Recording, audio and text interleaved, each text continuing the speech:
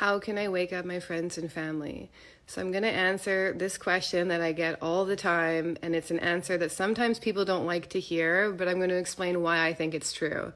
So in evolutionary astrology, way back in the 90s, when a guy named Jeffrey Wolf Green founded this type of astrology, which is a type of astrology that I practice, he stated that 70% of the population lives in a consensus state, which is basically a herd mentality. So these are the literal NPCs of the world. So they don't form independent thought. When they want to know what their opinions are on certain topics, they just look to the external world.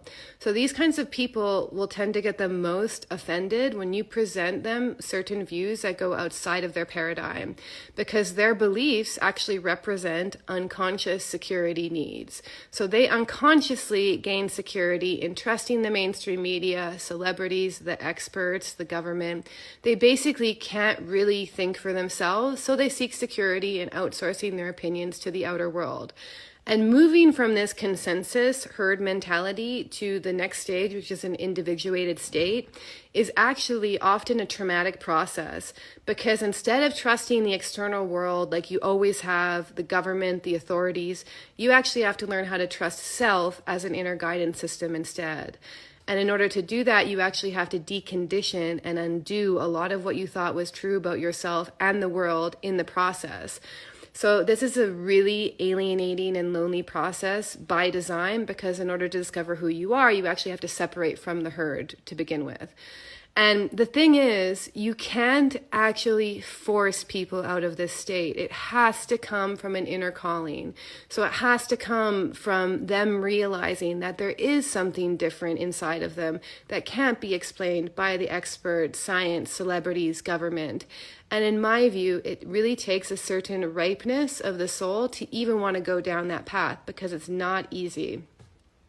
Most people will actually refuse the call of their individuation again and again and again, because their unconscious security needs to stay in the unknown, the known rather, of the consensus is so strong. So you don't want to hate them for that. It's actually a necessary stage in their own soul's development. And this is why trying to wake up family, friends, and others in general is almost always a failed project. And really, how I feel about it, the best thing you can do in these times is focus on your own soul evolution and find something unique about you that you can bring back to the world. And the reason why I'm saying that is because it is the most highly individuated and spiritualized people who actually create the next consensus. And they don't do this by forcefully trying to wake up the people who are asleep. They do this by bringing back their true essence, their true nature, and their soul gifts back to the consensus, where they can uplift, inspire, and show people there's a different way to be.